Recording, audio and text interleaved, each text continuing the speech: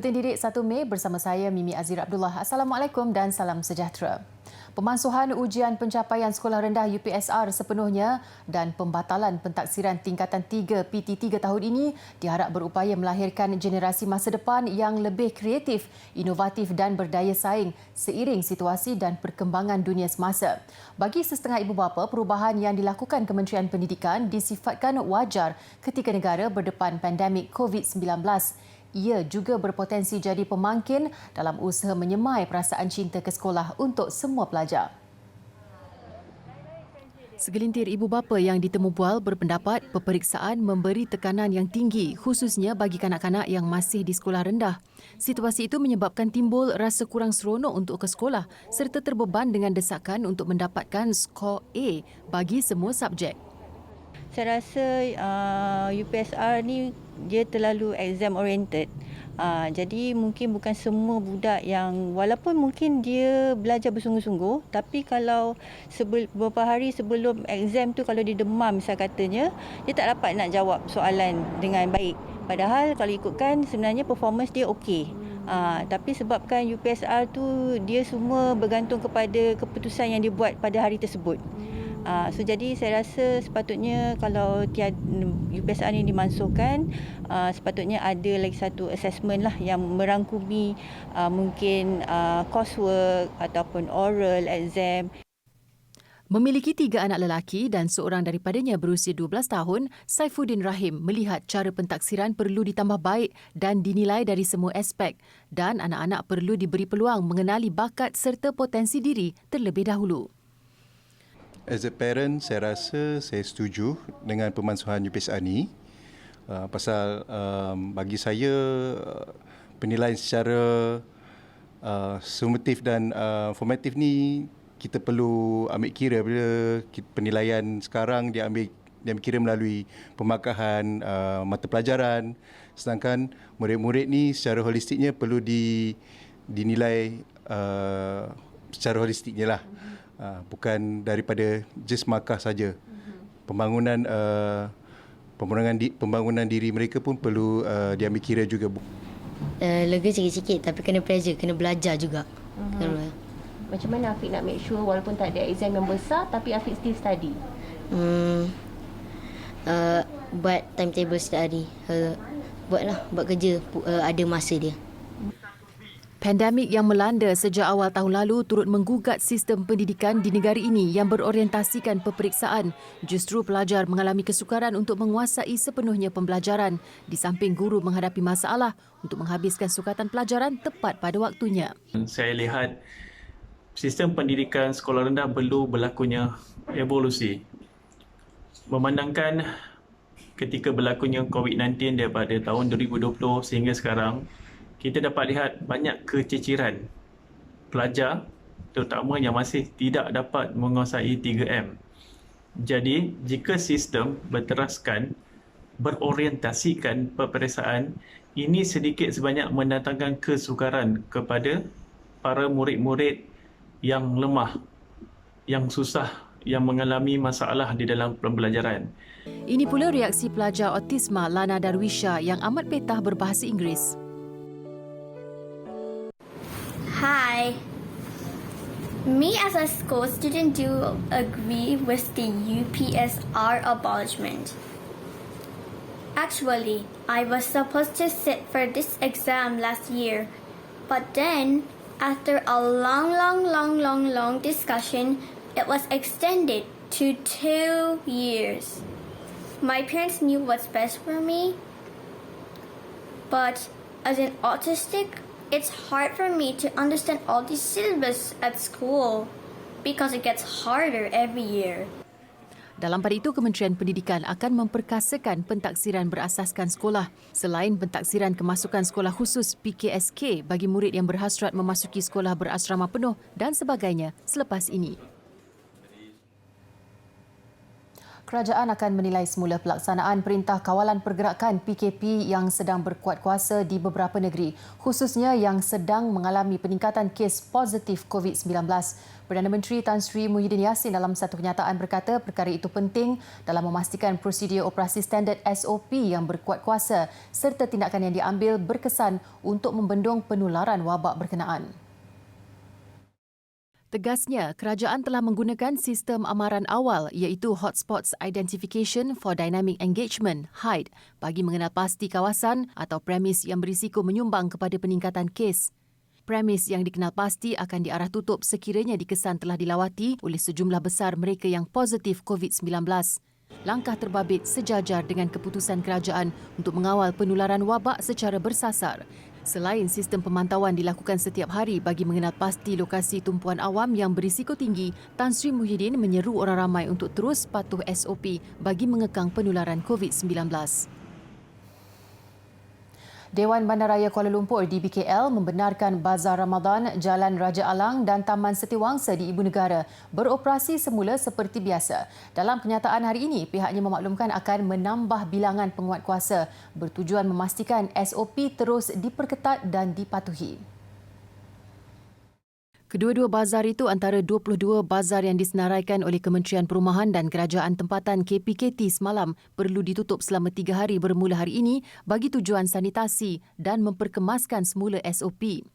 Begitupun, DBKL membuat keputusan membenarkan Bazar Ramadan Jalan Raja Alang dan Taman Setiawangsa untuk beroperasi semula dengan menambah bilangan anggota penguatkuasa. Pada masa sama, DBKL masih menunggu keputusan terkini daripada Majlis Keselamatan Negara dan Kementerian Kesihatan berhubung operasi 2 Bazar Ramadan itu. Rata-rata peniaga meluahkan rasa sedih dan kecewa selepas dimaklumkan mengenai arahan penutupan operasi. Namun lega apabila dimaklumkan DBKL bahawa mereka dibenar beroperasi pada hari ini seperti biasa. Kalau ditutup kan susahlah orang nak belanja kan. Kita pun nak beli untuk makan, nak buka puasa kan. Jadi kita susahlah nak kata kalau dah tutup tu macam mana kan. Banyak sangat kesan dia. Semua sebab bila anak-anak ramai kan, kita nak menyediakan juadah kat rumah pun dah berapa dah kerugian dia macam tu lah. Gembira lah sebab inilah peluang kita berniaga untuk setahun sekali kan. Kalau kita nak tutup 2 hari tu hari Sabtu Minggu ni lah yang betul-betul orang ramainya. DBKL menegaskan telah mensyaratkan kepada pihak penganjur untuk memastikan pematuhan SOP dilaksanakan dengan berkesan. Elak bawa bayi dan kanak-kanak ke Bazar Ramadan atau Bazar Aidilfitri. Ini pula nasihat Polis Kuantan kepada penduduk bandaraya itu selepas pemantauan mendapati hampir 20% pengunjung 2 bazar terbabit adalah kanak-kanak. Ketua Polis Daerah Kuantan ACP Muhammad Nur Yusof Ali berkata ibu bapa perlu bertanggungjawab melindungi anak masing-masing dan bukan mengambil mudah membawa mereka ke tempat tumpuan ramai. Kalau boleh keluar, bapa saja keluar. Pihak ataupun si lelaki yang keluar beli barang-barang and then balik. Tak payahlah, saya rasa satu family keluar. Sampai ke baby pun dibawa dalam suasana begini. Pihaknya memahami keperluan orang ramai untuk membuat persiapan menyambut Aidilfitri. Namun tegasnya mereka perlu bijak dan bukan mendedahkan diri serta keluarga masing-masing kepada risiko jangkitan COVID-19. Beliau yang meninjau Bazar Aidilfitri di perkarangan Stadium Darul Makmur Kuantan malam semalam berkata ketika ini dianggarkan lebih 500 orang mengunjungi tapak perniagaan itu pada satu-satu masa. Jumlah itu dijangka meningkat menjelang Syawal. Keadaan itu amat membimbangkan dan tindakan tegas termasuk menutup bazar terpaksa dilakukan jika penganjur, peniaga dan pengunjung tidak mematuhi SOP. Bazar Aidilfitri ini mempunyai 110 gerai dan beroperasi dari jam 12.30 hari hingga 2 pagi setiap hari.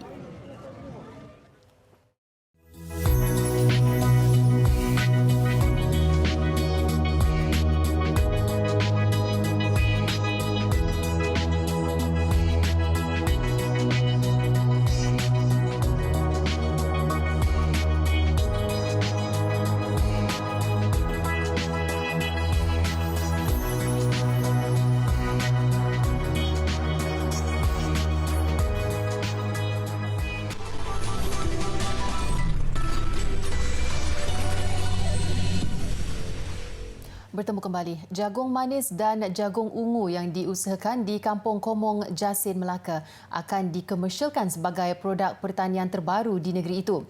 Dijenamakan sebagai jagung Komong, ia diusahakan oleh Koperasi Komong Melaka Berhad di atas tanah seluas 18.62 hektar. Jagung Komong bakal menjadi salah satu produk yang akan diangkat sebagai identiti pertanian baru bagi negeri Melaka.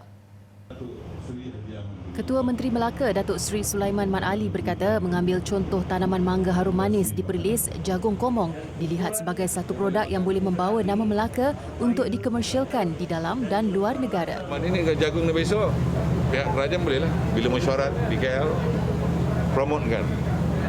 Jagung Komong. Kita bagi jagung Komong. Macam bila kita mesyuarat ni, dia buat harum manis. Kita tengah sebut harum manis daripada Perlis. Jadi kita kena buat jenama kita Komong daripada Melaka. Apa dia? Jagung. Kalau ini dapat dilaksanakan, insya-Allah sebanyak sikit ia dapat membantu meningkatkan nama negeri Melaka. Beliau ditemui selepas merasmikan ladang jagung berkenaan anjuran Suruhanjaya Koperasi Malaysia SKM Melaka semalam. Koperasi Komong Melaka Berhad adalah pengeluar jagung terbesar di Melaka selepas tanaman itu mampu mengeluarkan hasil sebanyak 350,000 tongkol pada satu-satu musim tuaian. Ia diusahakan penduduk tempatan dengan bimbingan Jabatan Pertanian selain mendapat kerjasama fama bagi tujuan pemasaran. Dialek Perak antara yang popular dalam kalangan rakyat negeri lain. Kesan pengaruh filem Muhammad Khalid atau Mamat Khalid antaranya Zombie Kampung Pisang dan Hantu Kak Limah Balik Rumah. Sebahagian keunikan dialek Perak itu mempunyai variasi mengikut daerah dan sempadan. Susulan itu, Dewan Bahasa dan Pustaka DBP mengadakan program secara dalam talian mengenai dialek Perak serta asal-usul beberapa perkataan yang digunakan. Menurut Munshi DBP Muzaffar Shah Muhammad Rajamal, sebutan dialek Perak lebih kepada penggunaan vokal I pepet seperti perkataan dema. Namun terdapat juga penggunaan vokal I taling seperti di Perak Tengah. Pertuturan dialek biasanya turut dipengaruhi mengikut sempadan negeri serta penghijrahan.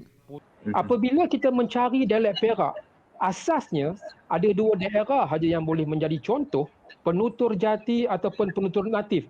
Apa nama ni? Dialek Perak. Iaitu daerah Bandar Diraja, daerah Kuala Kangsar dan daerah Perak Tengah.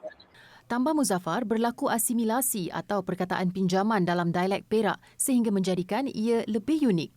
Berlaku perubahan dialek di negeri Perak ni ada yang pertama kerana pengaruh sempadan. Sempadan Kedah, udah ikut cakap Kedah. Sempadan Siam, udah ada orang petani. Laut Selat Melaka, banyaklah Jawa dari Sumatera datang ikut laut koma. Tak? Lepas itu sempadan. Yang kedua ikut sungai. Sungai ke sungai? Sungai ke sungai? Sekarang kita bincang. Okey, sungai dari Hulu Perak, Tasik Banding yang besar tu ya. Ikut sungai masuk Kuala, dari Kuala sungai masuk Perak Tengah, dari Perak Tengah masuk Hilir Perak, dia keluar ikut Bagan Datuk. Jadi tadi yang pertama faktor penyebaran dialek sempadan negeri, yang kedua sepanjang pesisir Sungai Perak, dan yang ketiga tentulah penghijrahan. Muzaffar turut memuji usaha Mamat Khalid untuk mengetengahkan dialek Perak dalam filem serta drama bersiri keluarannya. Perkara itu bukan sahaja menjadikan dialek Perak terkenal di seluruh negara, malah memberi keyakinan kepada generasi muda berasal dari Perak untuk bertutur dalam dialek dari utara tanah air. Saya pun bagi secara peribadilah, terima kasih banyak kepada Yop kita, Encik Mamat Khalid, yang tak jemu-jemu menghidupkan filem, dalam masa yang sama menghidupkan warisan bangsa dialek Perak.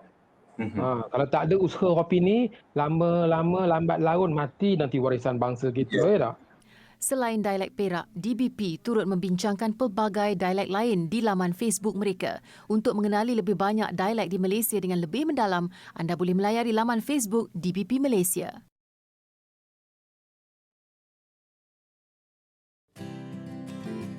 Okey, kepada calon-calon tasawuf Islam 2021, suka Ustazah ingatkan untuk persediaan awal bagi SPM 2021, ada beberapa tips yang awak boleh buat.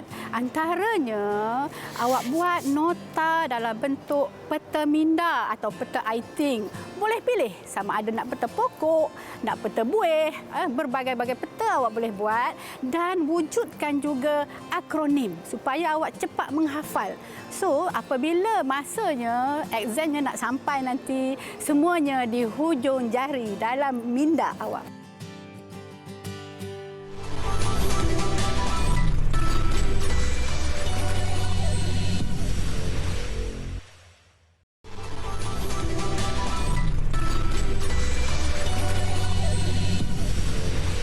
Masih bersama Buletin Didik, menjaga keharmonian masyarakat berbilang kaum dan komuniti menjadi tanggungjawab kita sebagai rakyat Malaysia. Menyedari kepentingan itu, kawasan rukun tetangga KRT Taman Rasa Sayang Senawang Negeri Sembilan mengadakan majlis berbuka puasa yang turut dihadiri kira-kira 30 penduduk kaum Cina dan India.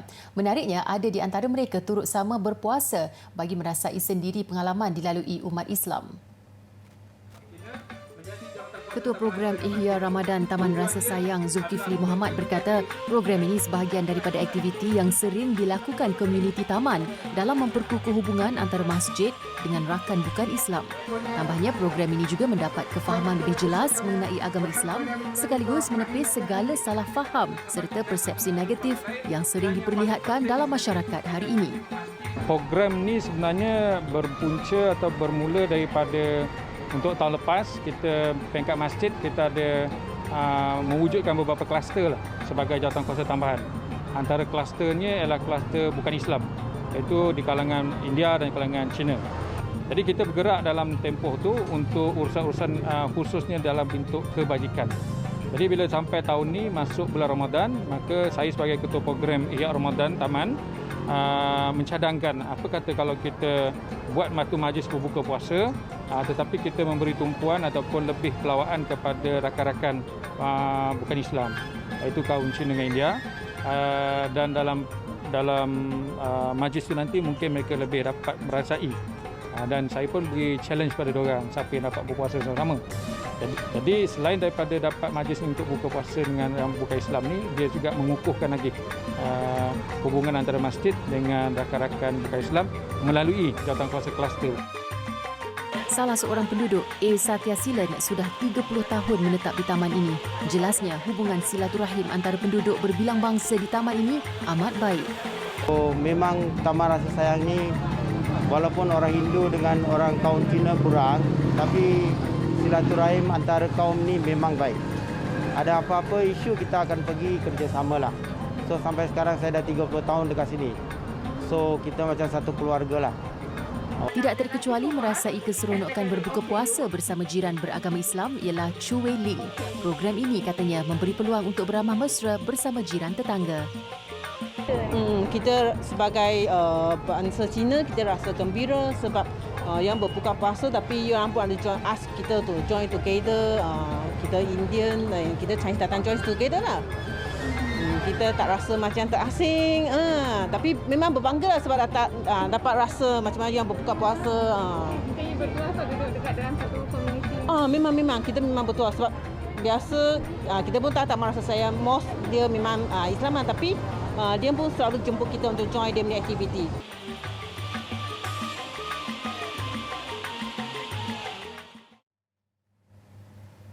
Seterusnya, Ramadan di Syria diceriakan dengan makanan kegemaran ramai Naim. Di Damsyik, orang ramai berpusu-pusu membeli kerepek itu yang dijual di jalanan. Rupanya seperti kerepek, namun Naim turut dikenali dengan gelaran roti Ramadan. Ia disediakan dengan menggoreng bancuhan tepung sehingga menjadi rangup dan kemudiannya dilimpahi kurma atau pemanis diperbuat daripada anggur. Naim kekal popular dalam kalangan masyarakat kerana ia mudah didapati dengan harga yang sangat berpatutan, kurang $1. Dengan harga barang yang melonjak, juadah seperti ini membantu ketua keluarga yang perlu berjimat cermat. أكلة شعبية ومستحيل يعني إنه ما يمرق رمضان والعالم ما تشتري فيها، صار يعني عليها إقبال بس مو زي السنة الماضية، وكونه يعني مدخولها كثير رائع يعني بسعرها كثير رخيصة بتتقبلها العالم. على زمان جد أجدادنا وآبائنا نشتري الأكلة نتحلى فيها، أول شيء طيبة وسعرها مقبول، باقي الحلو سعره غالي ما بيطلع بإيد الواحد يشتريها، أما هي سعرها طيب ومقبول بنشتريها.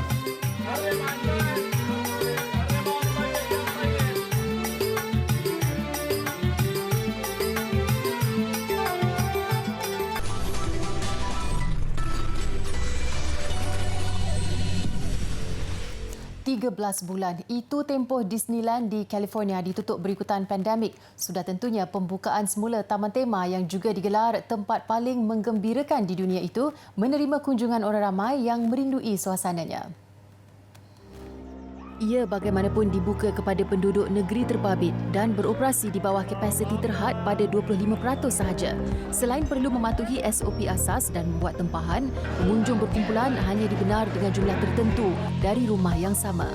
Perarakan terkenal dan acara khas pada waktu malam juga tidak dibenarkan buat masa ini. And all of us live here in Southern California, so we wanted to be back for day one. We're just excited to see the cast members back at work. Excited to see things up and running again. We missed it. We missed it a lot. It's been great. We've been able to get on a lot of rides. I think the low capacity is helping. We were worried this morning, so we did get here at 6 a.m.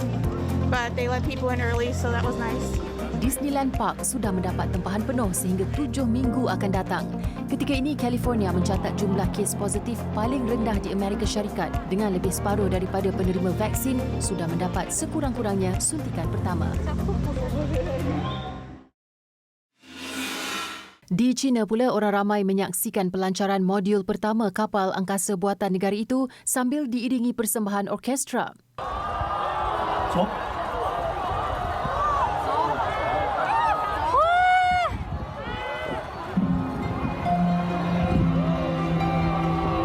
Acara berlangsung di pantai berhampiran pusat pelancaran angkasa Wenchang.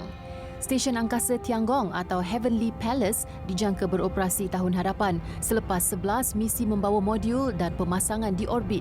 Ini adalah projek berbilion dolar dalam usaha memperkukuh kuasa China mengikut jejak Amerika Syarikat, Rusia dan Eropah.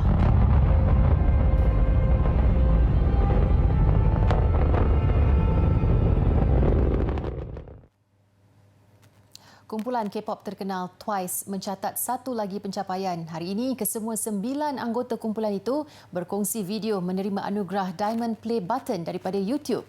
Ia selepas saluran rasmi mereka melepasi jumlah 10 juta pelanggan. Ini bermakna Twice adalah kumpulan K-pop keempat menerima pengiktirafan tersebut selepas Blackpink, BTS dan Big Bang. Twice turut berterima kasih kepada semua peminat mereka atas pencapaian bersejarah ini.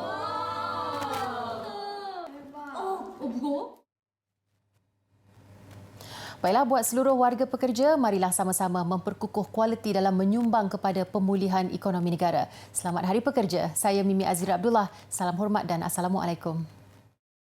Saya ingin merakamkan ucapan setinggi-tinggi penghargaan dan juga ucapan Selamat Hari Pekerja khususnya kepada semua pekerja di sektor awam dan swasta.